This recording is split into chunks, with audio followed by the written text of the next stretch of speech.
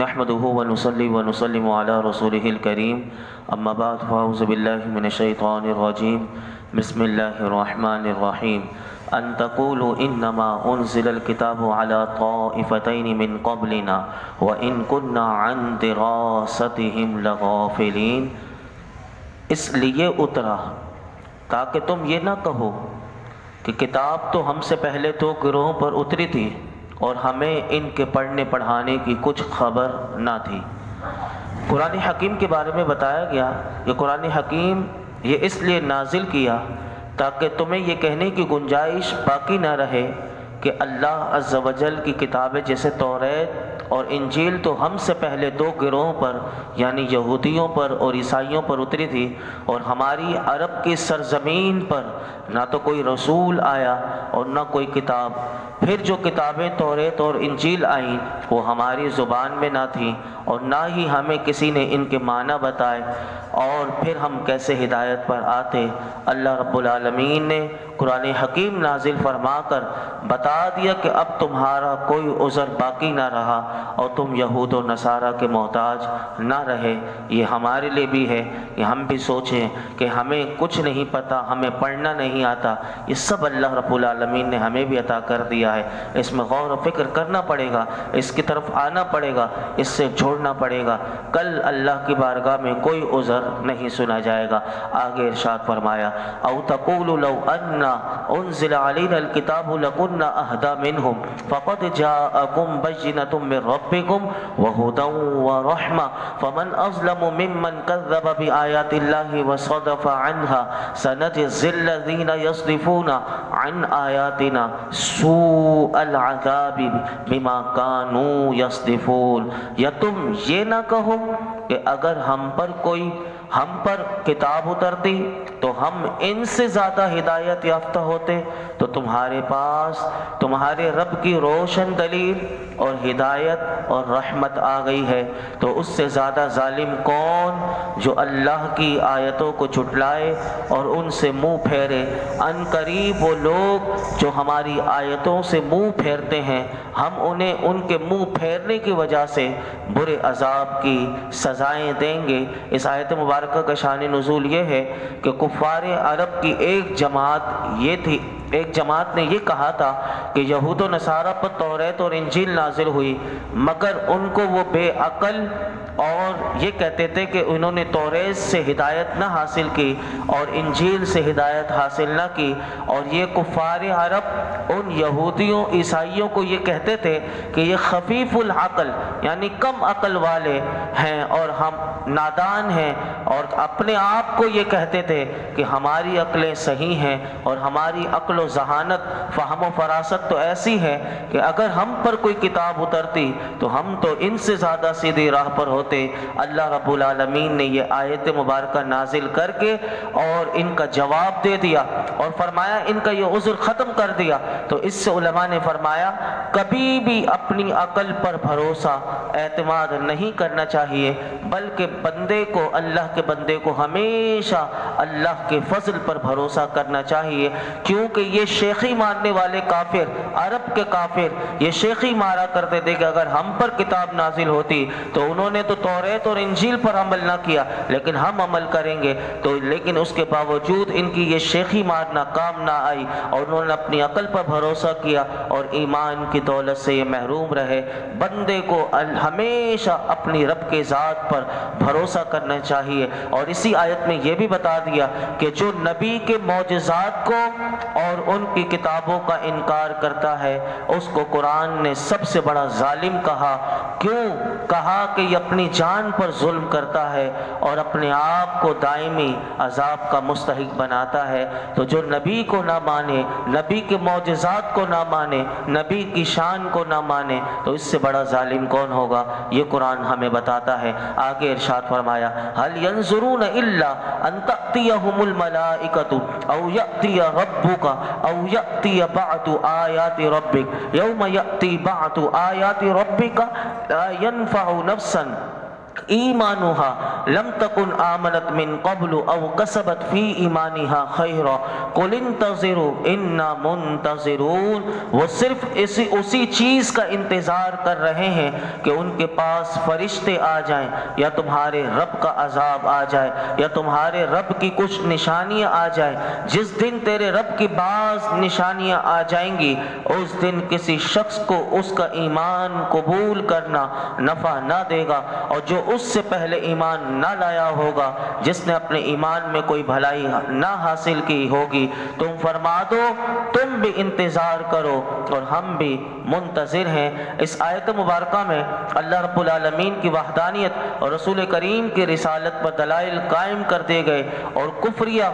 اور گمراہ کن عقائد کا باطل ہونا ظاہر کر دیا گیا۔ تو اب ایمان لانا کا انتظار باقی ہے۔ تو فرمایا اب تو یہی ہے کہ وہ کفار اس چیز کا انتظار کر رہے ہیں کہ ان کی روح قبض کر لی جائے، موت کے فرشتے ان کے سامنے آ جائیں، یا تمہارے رب کا عذاب آ جائے، یا تمہارے رب کی قیامت کی خبر دینے والی ایک نشانی آ جائے، اور یوں مشاہدے کے طور پر ان کے سامنے چیزیں ظاہر ہو جائیں، تاکہ ان لوگوں کو یہ معلوم نہیں کہ جس دن غیب کے معاملات ظاہر ہو گئے یا عذاب آنکھوں کے سامنے آ جائے، پھر کوئی کہے کہ میں ایمان لاتا ہوں، تو اس کا ایمان لانا اس کو نفع نہ دے گا۔ جمہور مفسرین نے فرمایا کہ یہ جو اس آیت میں یہ لفظ آیا کہ جس دن تیرے رب کی ایک نشانی آئے گی، اس سے کیا مراد ہے؟ تو جمہور مفسرین فرماتے ہیں اس سے مراد، اس نشانی سے مراد کہ جب سورج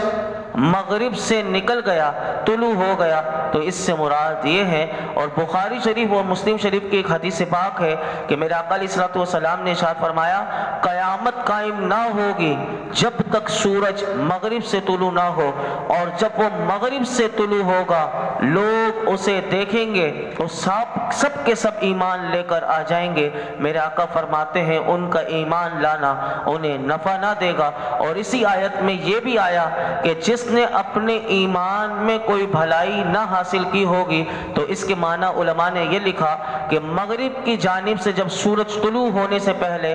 جس گناہگار مومن نے توبہ نہ کی ہوگی، یعنی ہے مومن لیکن توبہ نہیں کی ہوگی، فرمایا کہ اس نے بھی دیکھا کہ سورج مغرب سے نکل گیا، اب وہ گناہگار مومن توبہ کرنا چاہے گا تو اس گناہگار مومن کی توبہ بھی قبول نہ ہوگی۔ اور امام ضحاک رحمۃ اللہ علیہ فرماتے ہیں اس نشانی کے ظاہر ہونے سے پہلے فرمایا کہ جو مومن نیک عمل کرتا تھا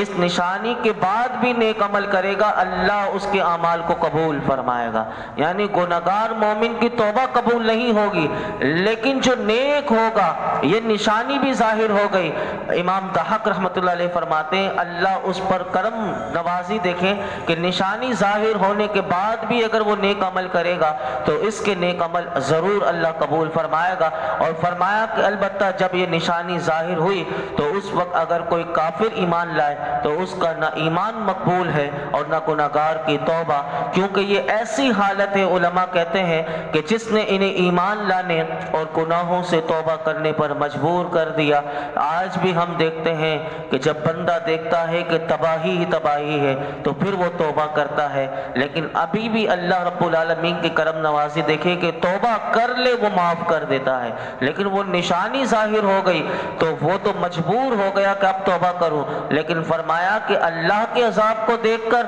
اگر کوئی ایمان لاتا ہے یا توبہ کرتا ہے تو دونوں کا کوئی یعنی اس کی توبہ قبول نہیں اور اس کا ایمان لانا قبول نہیں۔ تو اس سے علماء کہتے ہیں یہ آیت ہم سب مسلمانوں کو بہت بڑا پیغام دے رہی ہے کہ ہم جلد سے جلد جتنا ہو سکے اپنے گناہوں سے سچی توبہ کر کے نیک اعمال میں مصروف ہو جائیں اور نیک اعمال میں سبقت کرنے کی کوشش کریں، آگے بڑھیں۔ اس کی حدیث پاک میں میرے آقا کیا فرماتے ہیں، حدیث پاک سنیے کہ حضرت ابو ہریرہ رضی اللہ تعالیٰ عنہ سے روایت ہے کہ اللہ کے محبوب علیہ الصلوۃ والسلام نے ارشاد فرمایا 6 چیزوں کے ظاہر ہونے سے پہلے نیک عمل کرنے میں سبقت کرو، یعنی جلدی کرو 6 چیزیں ظاہر ہو جائیں۔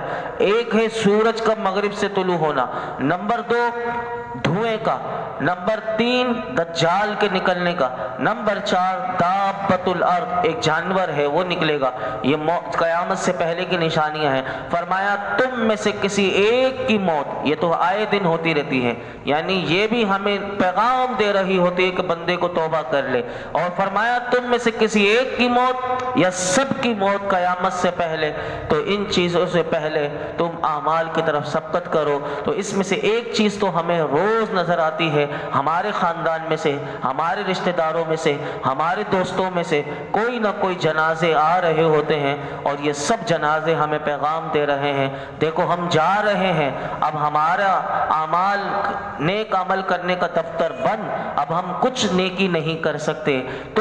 ابھی تمہیں زندگی کی سانسیں اللہ نے تمہیں دی ہوئی ہیں، تو تم ان سانسوں کو غنیمت سمجھو، اور ہم تو قبر میں جا رہے ہیں، تم ابھی قبر میں نہیں آئے، تم قبر کے اجالے تیار کر لو۔ تو یہ جنازے ہمیں پیغام دے رہے ہوتے ہیں۔ اور امام غزالی رحمۃ اللہ علیہ تو بڑی خوبصورت بات کہتے ہیں، وہ فرماتے ہیں توبہ میں تاخیر کرنا یہ سخت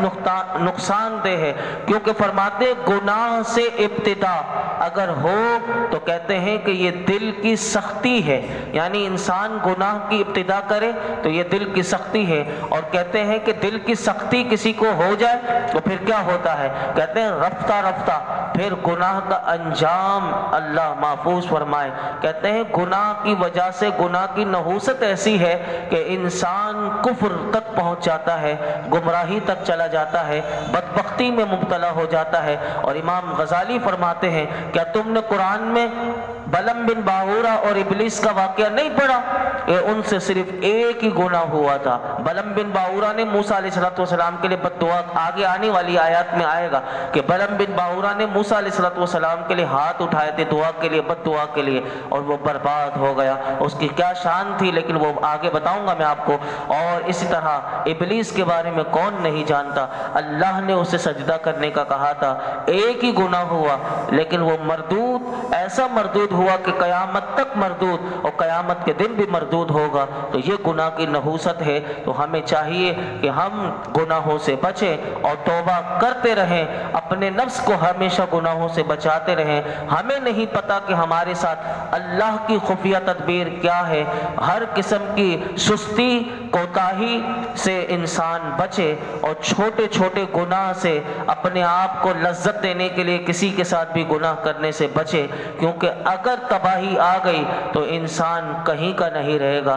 وہ دنیا میں بھی ذلیل ہوگا اور آخرت میں ہوگا۔ اس لیے گناہوں سے اپنے آپ کو بچائیے۔ اور اسی آیت میں فرمایا تم فرما دو کہ تم انتظار کرو، تو اس لیے اس آیت میں فرمایا اے محبوب آپ ان سے کہہ دیجئے کافرو، تم موت کے فرشتوں کو دیکھنا چاہتے ہو یا تم کوئی عذاب یا نشانی یا ان میں سے کسی ایک کا آنے کا انتظار کر رہے ہو، تو محبوب آپ ان سے کہہ دیجئے ہم بھی تمہارا انتظار کر رہے ہیں، یعنی تم پر عذاب آنے کا انتظار کر رہے ہیں۔ ان قریب تمہیں بھی معلوم ہو جائے گا کہ کس کا انتظار درست تھا۔ چنانچہ ایسا ہی ہوا کہ اللہ کے فضل سے وہ جتنے کافر تھے وہ ہلاک ہوئے، اور مسلمانوں کو اللہ نے حضور کے زمانے میں غلبہ دیا۔ اور قیامت کے دن بھی یہ نظر آئے گا کہ مومن کامیاب ہوگا، کافر ہلاک ہوگا، وہ جہنم میں جائے گا۔ اللہ رب العالمین ہم سب کو غور و فکر کی توفیق عطا فرمائے، اور قرآن حکیم سے جڑے رہنے کی توفیق عطا فرمائے، اس قرآن کا نور عطا فرمائے،